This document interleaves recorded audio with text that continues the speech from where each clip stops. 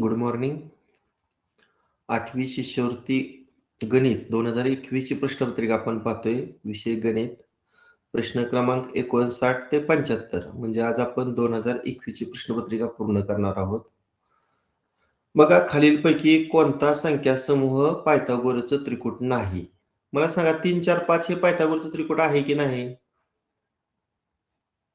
आहे. कारण आपण नियम पाहिलाय. विषम संख्येपासून कसं त्रिकूट तयार होतं? तर विषम संख्येचा वर्ग करायचा 9 आला. आणि 9 कुठल्या दोन क्रमवार नैसर्गिक संख्यांची बेरीज आहे? 4 आणि 5 ची. म्हणजे 3, 4, 5 हे काय आहे? तर पायथागोरसचं त्रिकूट आहे. आता 7, 24, 25 आहे का पहा. 7 ही सुद्धा काय आहे? विषम संख्या. मग 7 चा वर्ग किती? 49. 49 कोणाची बेरीज आहे? क्रमवार संख्या पाहिजे. 24 आणि 25 ची, बरोबर ना? म्हणजे 7, 24, 25 हे सुद्धा पायथागोरसचं त्रिकूट आहे. त्यानंतर 8, 15, 17 मागे ठेवूया. आपण पुढचं बघूया. 5, 13, 14 ह्या दोघांपैकी कोणतं त्रिकूट येईल रे? मला वाटतं हे येईल 3 नंबरच. कारण आपलं पायथागोरसचं त्रिकूट 3, 4, 5 मी 4, 3, 5 असं लिहिलं. आता 4 ची दुप्पट किती? तिसरा प्रकार. 4 ची दुप्पट 8. 8 ची दुप्पट किती? 16. आणि 16च्या लगतची छोटी संख्या 15. आणि 16च्या लगतची मोठी संख्या कुठली? 17. म्हणजे 8, 15, 17 हे सुद्धा पायथागोरसचं त्रिकूट आहे. मग 4 नंबरच्या पर्यायात आहे का पायथागोरसचं त्रिकूट? करून बघा. मोठ्या संख्येचा वर्ग बघा किती येतोय? 14 चा वर्ग किती? 96. 196. ही इतर दोघांच्या वर्गांची बेरीज झाली पाहिजे. मग बघूया इतर दोघांच्या वर्गांची बेरीज करून. 5 चा वर्ग किती? 25. 13 चा वर्ग 169. करा बेरीज. 9 आणि 5 14. 194. 194. 94. इथं 196 आलं आणि इथे बेरीज 194 आली का समान? नाही. म्हणजे 4 नंबरच्या पर्यायातील ज्या 3 संख्या आहेत ते पायथागोरसचं त्रिकूट नाही. म्हणून याचं उत्तर पर्याय क्रमांक किती? 4. वजा 119/13 ही परिमेय संख्या ज्या दोन पूर्णांकांच्या दरम्यान आहे त्या पूर्णांकाचा गुणाकार. पहिल्यांदा आपण यांचा भागाकार करूया. वजा 119 आणि छेदामध्ये किती? 13. आता वजा चिन्ह हाय असं लिहूया. 13 9 किती रे? 13 9 13 गुणिले 9 किती? 117. 119 मधनं 117 गेल्यावर किती उरलं? 2. आणि छेद किती उरला? 13. आता मला सांगा, आपण जर अशी संख्या रेषा काढली. आता इकडे 0, इथं वजा 1, वजा 2, वजा 3, वजा 4, वजा 5, वजा 6, वजा 7, वजा 8, वजा 9, वजा 10. समजा इथं वजा 9 आहे आणि इथं वजा 10 आहे. आता वजा 9च्या पुढे काहीतरी आहे. म्हणजे वजा 9 पेक्षा संख्या काय असणार आहे? लहान असणार आहे. आणि वजा 10 पेक्षा मोठी म्हणजे इथं कुठेतरी येणार. वजा 9.211 वजा 9 पेक्षा लहान आणि वजा 10 पेक्षा मोठी. म्हणजे कोणत्या दरम्यान येणार ही संख्या? वजा 10च्या आणि वजा 9च्या दरम्यान येणार. आता मग या दोघांचा गुणाकार करा. ऋण ऋण गुणाकार काय होणार? धन. आणि 10 आणि 9 90. म्हणजे याचं उत्तर पर्याय क्रमांक किती ते? 2. श्रेया माहिती बंद कर. श्रेया गंधाडे. समजलं का सर्वांना हे? हॅलो. बरीच जण -9 आणि -8 घेतात. -9 पेक्षा लहान आणि -10 पेक्षा मोठी म्हणजे ही संख्या -9 आणि -10 दरम्यान आहे. मग त्या दोघांचा गुणाकार अधिक 90 पर्याय क्रमांक 2 येते. हा पुढं आता इथं कोणतं विस्तार सूत्र वापरावं लागेल रे? ए वर्ग वजा बी वर्गचं विस्तार सूत्र सांगा काय? A plus B, A minus B. हा बरोबर आहे. ए प्लस बी सेकंड ब्रॅकेट मध्ये ए मायनस बी. मग अंशामध्ये 1 हा 1चा वर्ग आपण घेऊया. मग अंशामध्ये 169 ला ए म्हटलं आणि 1 ला बी म्हटलं तर ए वर्ग वजा बी वर्गची फोड ज्या पद्धतीनं ए अधिक बी ए वजा बी होती तसं अंशाची फोड काय होणार? ए ला 169 आणि बी ला 1 म्हणायचं म्हणजे पहिला कंस काय येणार? 169 अधिक 1 आणि दुसरा कंस त्या दोघांची काय येणार? वजाबाकी. बरोबर ना? अरे बरोबर का? हो सर. आता छेदामध्ये विस्तार सूत्र वापरू नका, डायरेक्ट 13चा वर्ग करा. 13चा वर्ग किती? 169. पुढं मायनस काय आहे? 1.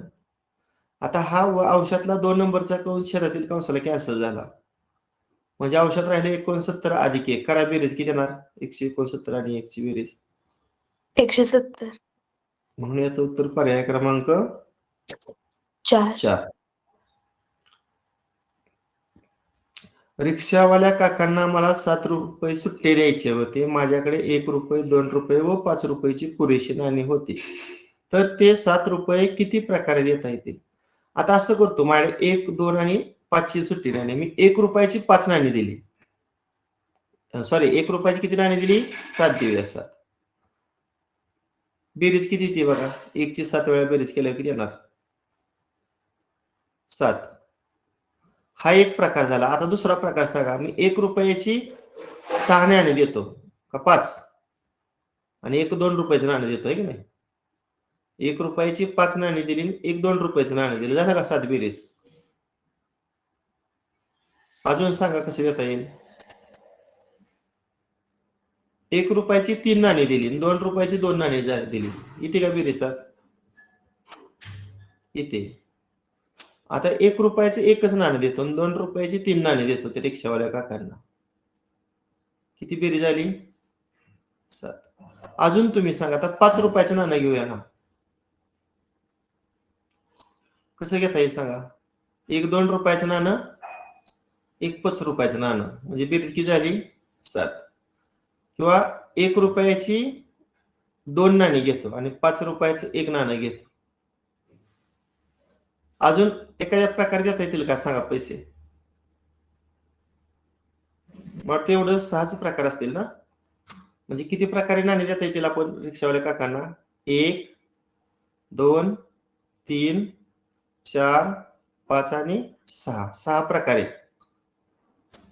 म्हणून याचं उत्तर पर्याय क्रमांक किती? 1.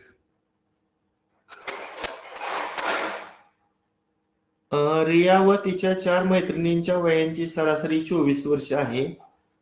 त्यांची वय अनुक्रमे 3m - 2, 2m - 7, 4m - 7, 3m व 3m - 2 असे आहेत. तर m ची किंमत काढा. म्हणजे रिया आणि तिच्या 4 मैत्रिणी म्हणजे एकूण किती जणी झाल्या रे? 5 जणी झाल्या ना? मग त्या 5 मैत्रिणींच्या वयांची सरासरी दिली. सरासरी म्हणजे काय? त्या 5 ची बेरीज करून 5 न भागायचं ना? मग पहिल्या मैत्रिणीचं काय आहे वय सांगा? एमच्या भाषेत 3m - 2. सांगा दुसऱ्या मैत्रिणीचं वय काय आहे? 2m अधिक 7. बरोबर. तिसऱ्या मैत्रिणीचं वय काय आहे? 4m वजा 7. 5व्या मैत्रिणीचं वय 3m. 3m आणि शेवटच्या मैत्रिणीचं 3m अधिक 2. हा. ही झाली 5 मैत्रिणींच्या वयांची बेरीज. आणि भागिले कशाने भागायचं ह्याला? किती मैत्रिणी आहेत त्यांची संख्या? 5. 5. आणि ही सरासरी किती दिली? 24.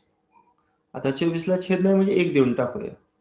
आता m पदांची बेरीज करणार आहे. इथं 3m 3 आणि 2 5m 5 आणि 4 9m 9 आणि 3 12m 12 आणि 3 किती m पदांची बेरीज 15. 15m. आता 2चं काय होतं, ह्या वजा 2 ला हे अधिक 2 कट झालं, ह्या अधिक 7 ला हे वजा 7 कट झालं. आता छेदात जे 5 आहे ते उजवीकडे गेल्यावर गुणिले होईल. मग 24 5 किती रे 120. 120. आणि मग 120 भागिले 15 करा. 15च्या पडात 120 आहे का? 15 8 120. म्हणून याचं उत्तर पर्याय क्रमांक किती 3. नेक्स्ट, नाटकाच्या तिकिटाची किंमत 25% वाढल्यामुळे खप 15% कमी झाला तर एकूण उत्पन्नात वाढ किंवा घट किती? आता या गणिताला काय करायचं असतं रे, मी तुम्हाला यापूर्वीच पण सांगितलंय. सांगा, दर किंवा नाटकाच्या तिकिटाची किंमत गुणिले खप बरोबर काय लिहायचं असतं उत्पन्न. आता अशा वेळेस आपण काय म्हणतो रे, मूळ तिकिटाचा जो दर आहे तो 100 मानायचा आणि समजा 100 तिकीट खपली म्हणजे खप 100 असा उत्पन्न किती मूळचं 10,000. आता दर 25% वाढला म्हणजे 100त 25 मिळाल्यावर बेरीज किती येणार, नवीन किंमत किती येणार तिकिटाची 125. तिकीट वाढल्यामुळे खप 15% कमी झाला, मग 100तून 15 वजा करा, नवीन खप 85 करा गुणाकार ह्या दोघांचा 10,625. 10,625 बरोबर. आता मूळ उत्पन्न जास्त आहे का नवीन उत्पन्न जास्त आहे बघा. नवीन उत्पन्न. हा, म्हणजे या ठिकाणी उत्पन्नात वाढ होईल की घट? वाढ. मग वाढ बरोबर नवीन उत्पन्न वजा जुनं उत्पन्न. मग किती येणार 10,725 मधनं 10,000 वजा केल्यावर 625. 625. आता आपल्याला शेकडा वाढ काढायची. शेकडा वाढ कसं काढायची सांगा. वाढ छेद मूळ उत्पन्न गुणिले 100 आहे का नाही. मग वाढ किती झाली 625 आणि मूळ उत्पन्न आपण किती घेतलं होतं 10,000 आणि त्याला कशाने गुणायचं 100. ह्या 2 झिरोला हे 2 झिरो कट. 625 भागिले 100. दशांश चिन्ह 5च्या उजव्या साईडला आहे, 2 घरं डावीकडे जाईल म्हणजे दशांश चिन्ह 6 आणि 2च्या मध्ये बसणार आहे की नाही. म्हणजे किती येणार उत्तर 6.25% म्हणजे 6.25%. पण ती वाढ आहे म्हणजे याचं उत्तर पर्याय क्रमांक किती 1.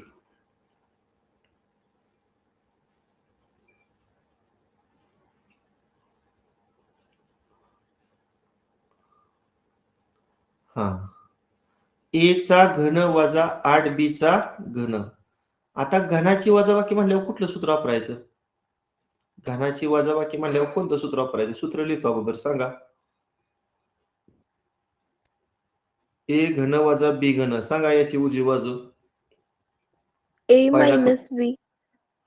बरोबर आहे. पहिला कंस कोणता ए मायनस बी आणि दुसरा कंस A square plus AB plus B square. A square plus A B plus B square. Correct. आता विस्तार करताना ए चा घन तुम्हाला दिलेला आहे, फक्त 8b चा घन हा कोणत्या कंसाचा घन आहे हे आपल्याला ओळखावं लागेल. 8 कोणाचा घन आहे रे 2 चा आणि बी घन कोणाचा आहे b चा. म्हणजे ए घन वजा बी घन, ए चा घन वजा 2b कंसाचा घन.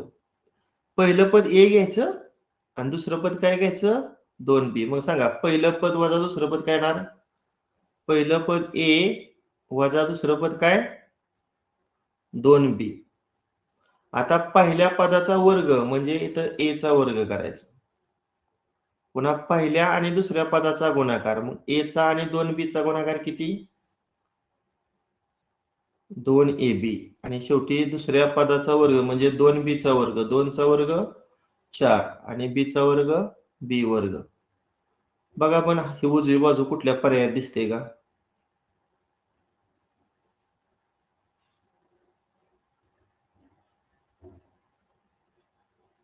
पर्याय क्रमांक 3.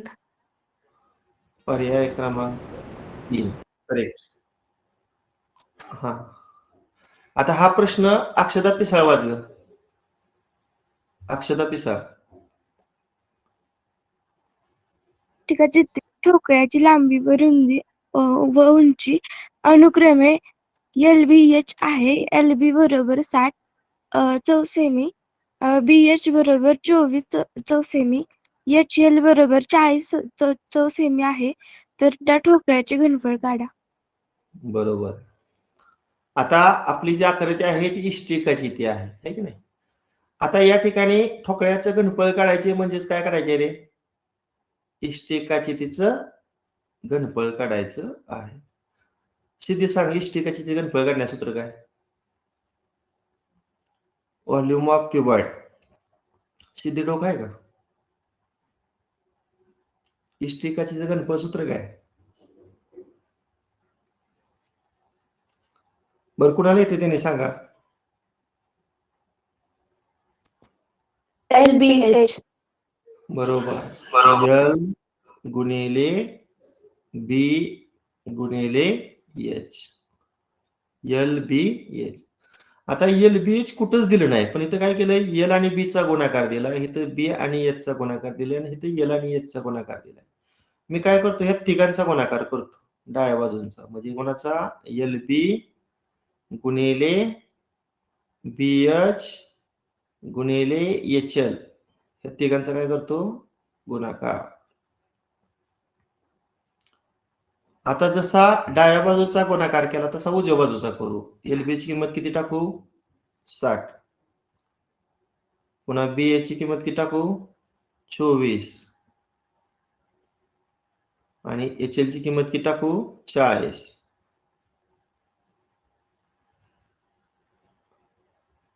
आता L आणि ह्या L चा गुणाकार काय येणार डाव्या साईडला? L वर्ग. B आणि B चा गुणाकार काय येणार डाव्या साईडला? B वर्ग. H आणि H चा गुणाकार काय करायचा? H वर्ग. आता सरळ गुणाकार करण्यात आपण वेळ घालवण्यापेक्षा समान संख्यांचे 2 गट तयार करूया. आता ह्या 60 ची फोड कशी करू मग सांगा? मी समजा 12 गुणिले 2 अशी फोड केली. पुन्हा ह्या 24 ची फोड काय करू? सॉरी, 12 गुणिले 2 कशी होईल? 12 गुणिले काय होणार? 12 पंचे 60 ना. 24 ची फोड कशी होणार? 12 गुणिले 2. बघा 12 चा गट तयार झाला की. आता 5 आणि 2. आता 40 ची फोड करताना 5 8 40 होईल की नाही? ह्या 5 ला ही 5 जोड लागली. आता 8 ची फोड आपण 2 चा 3 वेळा गुणाकार अशी करूया. आता समान संख्येचं गट झालं का सांगा? 12 चा गट झाला, 5 चा झाला, ह्या 2 चा 1 झाला आणि ह्या 2 चा 1 गट. म्हणजे 12 चा 1 गट झाला, पुन्हा 5 चा दुसरा गट झाला, 2 चा तिसरा गट झाला आणि अजून एक 2 चा 1 गट झाला. बघा, समान संख्येचं गट तयार झाला. मग आता दोन्ही बाजूची वर्गमूळ काढतो. काय येणार LBH मग? 12 गुणिले 12, 12 चा वर्ग ना. मग 12 च्या वर्गाचं वर्गमूळ पुन्हा किती? 12. 5 चा गट आहे, 5 चा वर्ग 25, 25 वर्गमूळ किती? 5. 2 चा गट आहे, 2 चा वर्ग 4, 4 चा वर्गमूळ 2 आणि इथं पण 2 चा गट आहे, 2 चा वर्ग 4, 4 चा वर्गमूळ 2. मग 12 पंचे 60, 60 दोन्ही 120 आणि 120 ची दुप्पट किती? 240. आणि मग इष्टिकाची तिचं घनफळ LBH, त्याची किंमत किती आली मग? 240. मूळ एकक चौरस सेमी आहे, त्यामुळं याच्या घनफळाचे एकक काय असणार? घनसेमी. 240 घनसेमी आहे का? पर्याय पर्याय क्रमांक 2. पर्याय क्रमांक 2. परीक्षेला एवढं लिहायचं नाही बरं का, कच्चं काम मी करतोय. परीक्षेला वेळ आपल्याला 1 मिनिटाच्या आत सोडवायचं असतं. त्यामुळे फास्ट मध्ये तोंडी सुद्धा उत्तर काढता येते याचं. खालील एक चल समीकरण सोडवा आणि x ची व्हॅल्यू काढा. तिरकस गुणाकार करूया. सांगा ह्या दोघाचा गुणाकार काय येईल? 2 न x ला गुणा 2x. 2 न 5 ला गुणा 10. आता ह्या दोघांचा तिरकस गुणाकार 5 न x ला गुणा 5x. आणि 5 न 2 ला गुणा 10. 10. आता छेदाचा गुणाकार किती रे? छेदाचा गुणाकार आपण छेदात लिहिणार आहे. 5 दुनी 10. 10. पण ते 10 आपण उजवीकडे घेतल्यावर गुणिले होणार. मग 0 गुणिले 10 किती? 0. आता ह्या x पदांची बेरीज करा. 2x आणि 5x ची बेरीज 7x. आता ह्या वजा 10 ला अधिक 10 कॅन्सल. मग सांगा x ची किंमत किती आली? गुणिले 7 इकडे गेल्यावर भागिले 0 भागिले 7 0. पर्याय क्रमांक 1. नेक्स्ट स्वरांजली वाच. त्रिकोण ABC ची बाजू AC हा व्यास घेऊन अर्धवर्तुळ काढले आहे. अर्धवर्तुळाची परिमिती 72 एकक आहे. BC बरोबर AO बरोबर OC असेल तर त्रिकोण ABC ची परिमिती काढा. ओके. आता बघा AC हा व्यास 3 बाजू समान दिलते. कुठल्या कुठल्या? BC, AO आणि OC. आता तुम्हाला अर्धवर्तुळाच्या परिमितीचं सूत्र कोण सांगेल आपल्यापैकी? अर्धवर्तुळाच्या परिमिती सूत्र बऱ्याच वेळा झालंय. पाय r अधिक 2r. त्यापेक्षा सोपं दुसरं 36/7 r. अगदी बरोबर. 36/7 गुणिले r. आता परिमितीची किंमत आपण 72 ठेवूया डाव्या साईडला. आता 36/7 डावीकडे गेल्यावर काय होणार? उलट होणार. 7 किती होणार? 36. सांगा 36 एके 36. 36 ची दुप्पट किती? 72 आणि बेसाती किती? 14. आता मला सांगा AO त्रिज्या 14 आली आणि OC पण 14. हे काय आलंय? AO आणि जेवढं OC तेवढंच BC. म्हणजे BC सुद्धा किती आलं? 14 आलं. आता अर्धवर्तुळ आहे कंस ABC आणि अर्धवर्तुळात अंतरित केलेला कोण? काटकोन. त्यामुळे कोण ABC काटकोन आहे. म्हणजे AC हा त्या अर्धवर्तुळाचा व्यास आला. काटकोन त्रिकोणाचा कर्ण आला. आता काटकोन त्रिकोण आहे म्हणल्यावर पायथागोरसचा सिद्धांत वापरला आपण. काय रे पायथागोरसचा सिद्धांत? काटकोन त्रिकोणात कर्णाचा वर्ग हा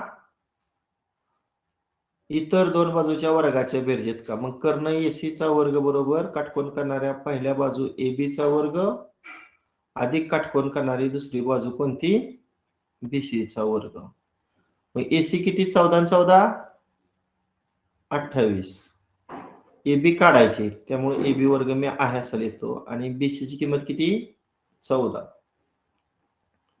सांगा 28 चा वर्ग माहिती आहे कोणाला? 80. किती? 784. 784. 84 बरोबर. आणि AB वर्ग प्लस 14 चा वर्ग किती? 196. 96. आता 196 डावीकडे घेऊया. जे वजा होईल करा वजा बाकी 784 आणि 196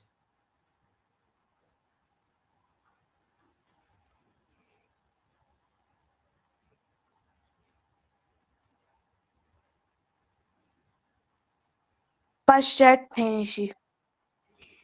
588. आता 588 कुणाचा वर्ग नाही. मग ती संख्या सरळ वर्गमूळ चिन्हात लिहिया.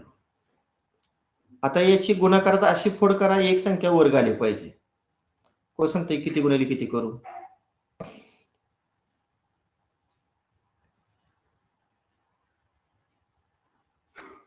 3 न भाग जातोय ना रे ह्याला, कारण अंकांची बेरीज 8 आणि 8 16 आणि 5 21, 3 7 21. मग बघा बरं, 3 1 3, 3 9 27 आणि 3 6 18. बरोबर आहे ना? 3 गुणिले 196. मग 196 कोणाचा वर्ग आहे रे? 14.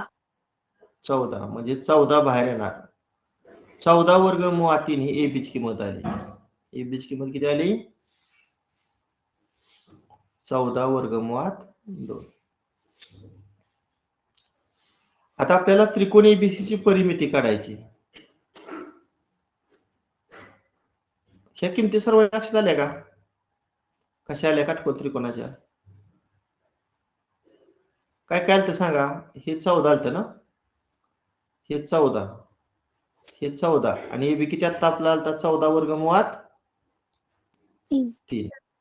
आता सांगा परिमिती सूत्र काय? तिन्ही बाजूंची बेरीज. कोणाकोणाची? AB प्लस BC आणि प्लस AC. मग AB किती दिलेला आहे? 14 वर्गमुळात 3. BC किती आहे? 14 आणि AC किती आहे? 28. आता आपण पूर्णांकाची बेरीज करू. या दोन पूर्णांकाची बेरीज किती रे? 14 आणि 28 ची. 14 तरी 42. 42. बघा पण हा पर्याय कुठे दिसतोय का तुम्हाला? 42 अगोदर घेतले त्यांनी आणि 14 पर्याय वर्गमुळात 3. क्रमांक 1. पर्याय क्रमांक 1.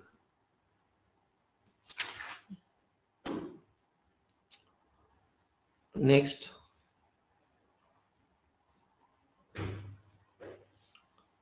वर्षा सागर बिडवे. वाच प्रश्न. वर्षा सागर बिडवे. मी आता इथून पुढे कुणालाही प्रश्न वाचायला लावणार. तुम्ही जागा आहे का मला पाहिजे? शाळेच्या बहुपदीचे सहगुणक रूप कोणते? पुन्हा वाच. x चा 5वा घात मायनस 4x या बहुपदीचे सहगुणक रूप खालीलपैकी कोणते? बरोबर आहे. आता हे तुम्हाला बहुपदी दिली ती घात रूपात दिली आहे. पहिल्यांदा आपण प्रमाण रूप बहुपदी तयार करूया. आता x चा 5वा आहे, त्याचा सहगुणक दिला म्हणजे किती असणार आहे? 1. x चा 4 घातांकाचं पद दिलं नसल्यावर काय करायचं असतं रे? x चा 4 घातांकाचं पद जेव्हा दिलं नसतं तेव्हा काय करायचं?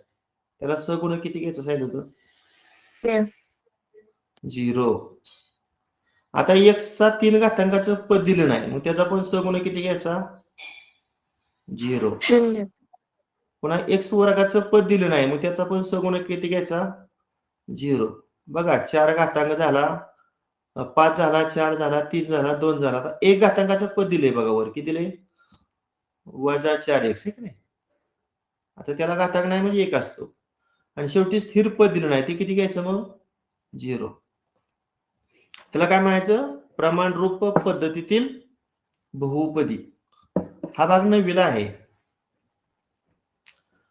आता याचं सहगुणक रूप तयार करताना फक्त सहगुणक घ्यायचं बरं का, फक्त सहगुणक. सांगा x चा 5 घातांक या पदाचा सहगुणक किती आहे? 1. x चा 4 घातांक या पदाचं सहगुणक किती आहे? 0. x चा घन याचा सहगुणक 0. x चा वर्ग याचा सहगुणक 0. x चा सहगुणक वजा 4 आणि शेवटी स्थिर पद किती आहे? 0. बघा पण हा पर्याय कुठे दिसतोय तुम्हाला? पर्याय क्रमांक 2. अगदी बरोबर. पर्याय क्रमांक 2. आता हा प्रश्न बघू, मला स्क्रीनवर ज्याचं नाव दिसतंय त्याला वाचायला होतोय मी. पूर्वी राजाराम पाटील. वाच प्रश्न हा. पूर्वी राजाराम पाटील. सुरेश रावांनी एक वस्तू 1962 रुपयास विकल्याने त्यांना शेकडा 9% नफा झाला, तर वस्तूची खरेदी किंमत किती? बरोबर. आता हे गणित सोडवत असताना सूत्र वगैरे काहीच वापरायचं नाही. मी यापूर्वी सांगितले तुम्हाला. अंशामध्ये खरेदी किंमत लिहायची आणि छेदामध्ये काय लिहायची? विक्री किंमत लिहायची. आता समजा मी एका वस्तूची खरेदी किंमत 100 रुपये मानली. आता 9% नफा म्हणजे विक्री किंमत किती रे? खरेदी किमतीपेक्षा विक्री किंमत वाढणार 9 न. म्हणजे 100त 9 ऍड करून सांगा नवीन संख्या कुठली? 109. हे गुणोत्तर कसं तयार झालं कळलं का सर्वांना? हो सर. खरेदी किंमत जर 100 असेल तर विक्री किंमत 109. आता विक्री किंमत 1962 दिली. विक्री किंमत आपण अंशात लिहितोय का छेदात? छेदात.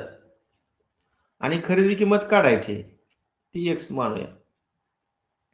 मग तिरकस गुणाकार करूया. 100 गुणिले 1962 आणि x ला जे 109 गुणिले होतं तिकडे भागिले करतो डायरेक्ट. आता 109 चा पाढा तयार करू. 109 एके 109. 109 मधनं 109 वजा करा किती रे? बघूया वजा किती ते.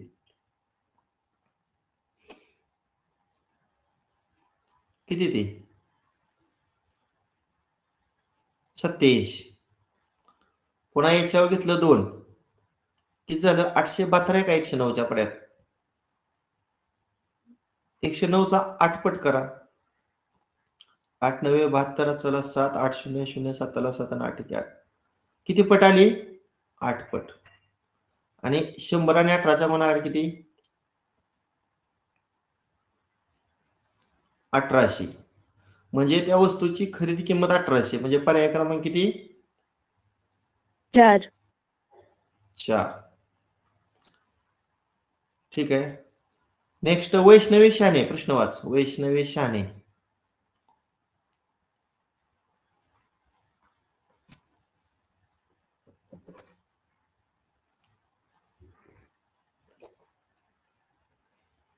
आहे का वैष्णवी शाने कोण? अल्फा 1/n आहे. जर m बरोबर 30 तर n बरोबर 5 या चलाचे समीकरण लिहा. पहिल्यापासून वाच. पहिलं काय वाचलं तू? m अल्फा 1/n आहे तर m बरोबर 30. अरे, अल्फा नाही म्हणायचं त्याला. छेद चलनाचं चिन्ह आहे. पुढे एक छेद येणं असलं का नाही की व्यस्त चलन. त्याचं वाचन कोण सांगलं कसं करायचं रे? हे जे अंडरलाईन केलंय त्याचं वाचन कसं करायचं? M is inversely proportional to 1/n. चूक.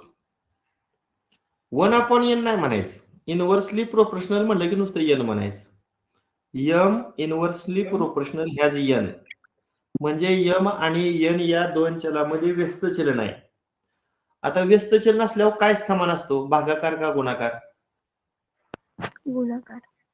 अगदी. m आणि n या दोन चलामध्ये गुणाकार स्थिर असतो. मग सांगा m ची किंमत किती टाकू? 30. आणि n ची किंमत काय टाकू? 5. आणि ह्या दोघांचा गुणाकार समान. करा गुणाकार 30 आणि 5 चा. 150. आता 150 ला काय म्हणायचं? कोण सांगते याला? स्थिरांक. अगदी बरोबर. चलनाचा स्थिरांक इंग्रजीत कॉन्स्टंट ऑफ प्रोपोर्शनॅलिटी म्हणतात. आता आपलं चलनाचं समीकरण काय आहे रे? m गुणिले n बरोबर k. आता ह्यात फक्त तुम्ही k ची किंमत टाकायची. k ची किंमत आताच आपण किती काढली? 150. This is the equation of variation. ह्याला चलनाचं समीकरण म्हणायचं. आहे का पर्याय? mn बरोबर 150. पर्याय क्रमांक 2. बरोबर. पर्याय क्रमांक 2.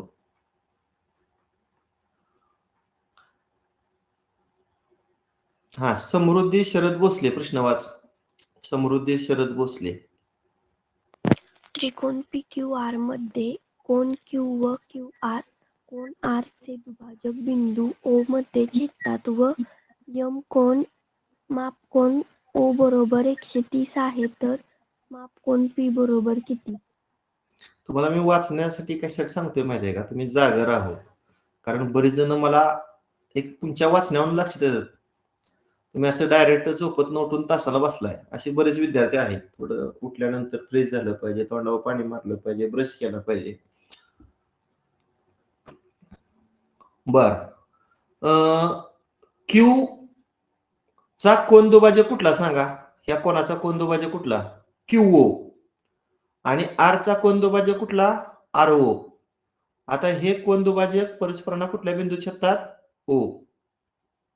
कोनदुभाजक असल्यामुळे बघा, हे एक्स एक्स समान कोन झालं, हे वाय वाय सुद्धा काय झालं? दोन समान कोन झालं.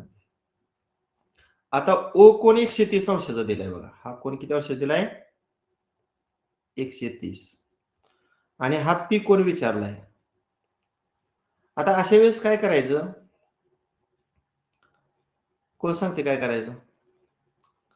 आता हा जर आतला त्रिकोणाच्या दिसला नाही, क्यू ओ क्यू आर, त्रिकोणाच्या तिन्ही कोणाची बेरीज किती असते रे? 180. 180. मग 130 अधिक टिक केलेला जो त्रिकोण आहे त्याचा क्यू पाशी तयार होणारा कोण एक्स आपण मांडला, आणि आर पाशी होणारा जो आंतरकोन आहे तो वाय मांडला. ह्या तिघांची बेरीज किती येणार? छोट्या त्रिकोणाच्या तिन्ही कोणाची बेरीज किती येणार? 180. मग एक्स आणि वाय ची बेरीज किती येणार? 180 वजा 30 करा, 50. 50. आता हे झालं छोट्या त्रिकोणावरून केलेलं समीकरण. आता मोठा त्रिकोण विचारतो का? P Q R. आता याचा हा कोण येणार, हा दुसरा कोण येणार, आणि हा तिसरा कोण येणार आहे. मग पहिला कोण कुठला आहे? पी. आणि क्यू कोण किती आहे? एक्स अधिक एक्स 2x. आणि आर कोण किती आहे? वाय अधिक वाय 2y. आणि ह्या तिघांची सुद्धा बेरीज किती येणार? 180. आता ह्या 2x आणि 2y मधून जर 2 कॉमन काढलं तर आत किती राहणार? 2 कॉमन काढल्यावर आत किती राहणार? x plus y. उजवी बाजू 180. आता x आणि y ची बेरीज आपण ह्याच्या अगोदरच काढली होती, किती सांगा? हे बघा वर आहे, 50. इथं 50 ठेवले. उजवी बाजू किती मग येणार? 180. 50 ची दुप्पट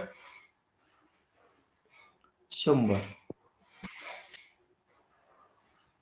मग 180 तून 100 वजा करा. हे कोणाचं माप किती आलं? 80. 80 अंश. पर्याय क्रमांक 3.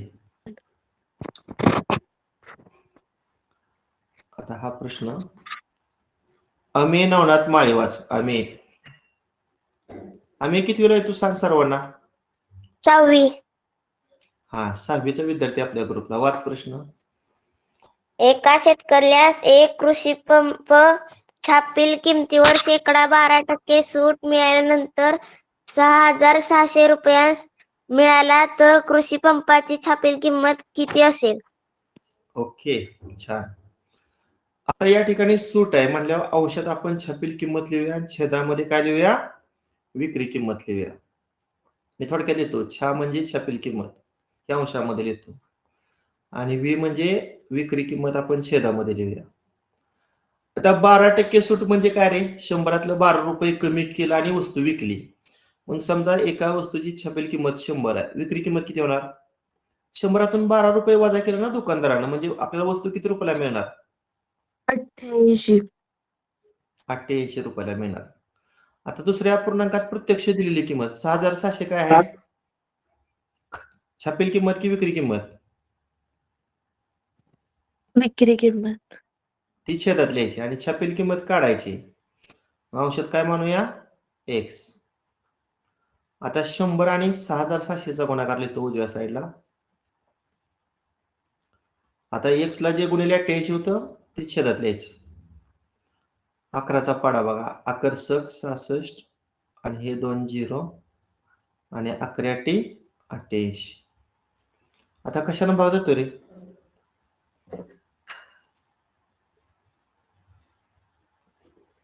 4 न. 4 दोन्ही 8, 4 दोन्ही 8, 4 पंचे 20. पुन्हा 2 न. 2 त्रिक 6 आणि 2 0. 25 आणि 300चा गुणाकार 25 त्रिक 75 आणि त्याच्यावर 2 झिरो. एक्स म्हणजे त्या कृषी पंपाची छापील किंमत आहे. पर्याय 7500. पर्याय क्रमांक 1. पर्याय क्रमांक 1. हा.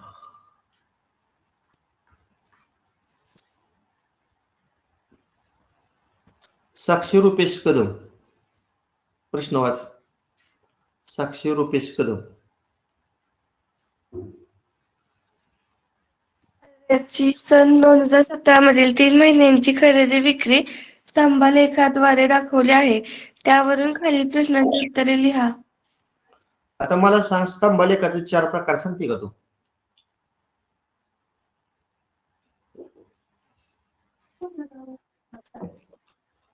स्तंभालेखाचे 4 प्रकार कोण सांगणार आपल्यामध्ये? आपल्याला कोण सांगेल 4 प्रकार स्तंभालेखाचा? पहिला प्रकार होता साधा स्तंभालेख. दुसरा प्रकार होता जोड स्तंभालेख. आणि या वर्षी तुम्हाला हे विभाजित स्तंभालेख आणि शतमान स्तंभालेख हे 4 प्रकार आहेत. निधी माईक बंद कर. हा, आता हा स्तंभालेखाचा कोणता प्रकार आहे सांगा? समान उंची 100ची असली की शतमान असतो. इथे काय केलंय? एका स्तंभाचं विभाजन केलंय. विभाजित स्तंभालेख आहे. विभाजित स्तंभालेख, त्याला आपण इंग्रजीत सब डिवायडेड बार ग्राफ म्हणतो. बरं, आपण या आलेखाची थोडी माहिती घेऊया. 3 महिन्याची खरेदी विक्री दिलेली आहे 2017 मध्ये. आता सूची पहा. खरेदी केलेला जो भाग आहे का नाही, तो खाली आहे बघा त्या स्तंभामध्ये. म्हणजे छायांकित केलेला भाग आहे ती खरेदी आहे, आणि छायांकित न केलेला भाग आहे का नाही वरचा, ती काय आहे? विक्री आहे. आणि वायाक्षावरचं प्रमाण 1 सेमी बरोबर 1000. बघा इथे 1000, 2000, 3000 अशा प्रकारचं 1 सेमीला लिहिलेलं आहे. आणि एक्स अक्षावर महिना आहेत, एप्रिल महिना, मे, जून. आता आपण पहिला प्रश्न बघूया, पुढच्या पानावर आहे. दिलेला स्तंभालेख कोणत्या प्रकारचा आहे सांगा बघू. विभाजित. विभाजित म्हणजे पर्याय क्रमांक 1. आता शेवटचा प्रश्न वाचा. 3 महिन्यातील एकूण खरेदीचे एकूण विक्रीशी असलेलं गुणोत्तर. खरेदी आणि विक्री काढूया आपण. आता खरेदी म्हणजे खालचा भाग ना, ही खरेदी आहे बघा. सांगा आता एप्रिलची खरेदी किती आहे? बघा इथं बघा, उंची दिसते तुम्हाला 7000. 7000 बरोबर आहे. मे ची खरेदी किती आहे रे? मे ची खरेदी 2500. 2000 आणि 3000च्या मध्ये आहे, म्हणजे किती येणार? 2500. 2500. आणि जूनची खरेदी बघा, जूनची 4500. पट्टीच लावायची तर परीक्षेला. 3500 ना, बरोबर का? हो. ही झाली खरेदी. आता छेदामध्ये विक्री सांगा. आता 7000 आणि पूर्ण उंची किती आहे रे? 10000. म्हणजे मधलं किती आहे? 10000तून 7000 वजा करा. 3000. हा, एप्रिल महिन्याची विक्री किती? 3000. मे महिन्याची एकूण कितीचा स्तंभ आहे बघा? 6000. आणि 6000तून 2500 3500. 3500 विक्री झाली मे महिन्यातली. आता एप्रिलचे बघा. एप्रिलचा उंचीचा स्तंभ कितीचा आहे? 7000. 7000तून 3500 वजा करा.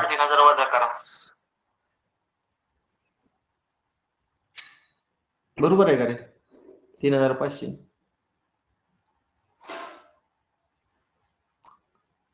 हा, करत औषधील बेरीज.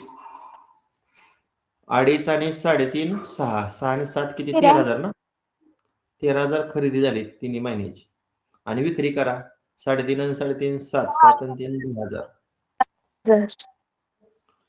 आता या 3 शून्याला हे 3 शून्य कट. 13/10 आलंय का नाही?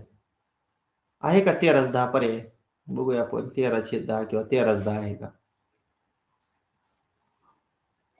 पर्याय क्रमांक 3.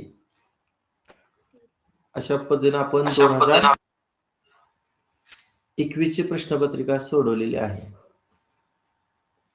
प्रश्नपत्रिकेची पीडीएफ ग्रुपवर टाकू की नाही असं मला प्रश्न पडलाय. कारण 20 ची प्रश्नपत्रिका एकाच फक्त मुलीने सोडवून मार्क मला पाठवले. पाठवू का नको? तुम्ही सोडवतच नाही म्हणल्यावर कशाला पाठवायचं. आता आपण 3 दिवसांमध्ये 2021 ची गणिताची प्रश्नपत्रिका सोडवली. म्हणजे सर्व प्रश्न तुमच्या हाताखालून गेलेत. त्यामुळे गणितात तुम्हाला 100 पैकी 90 वर मार्क पडणार आहेत. आणि मराठीचं पण तुमचं तास चालू आहेत किंवा शाळेमध्ये टीचिंग चालू आहे. मराठीमध्ये काय पडतील ते पडतील, असे दोन्ही मिळून मार्क तुम्हाला मी पाठवायला सांगितले होते. पण तुम्ही काय दिलेल्या सूचनेचं पालन करत नाही.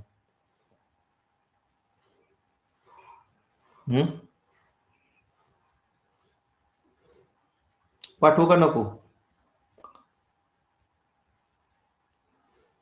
बघू चॅट मध्ये यस नो लिहा. बघू किती जण पाठवा म्हणतात. यस किंवा नो लिहा. पाठवा वाटत असेल तर यस लिहा.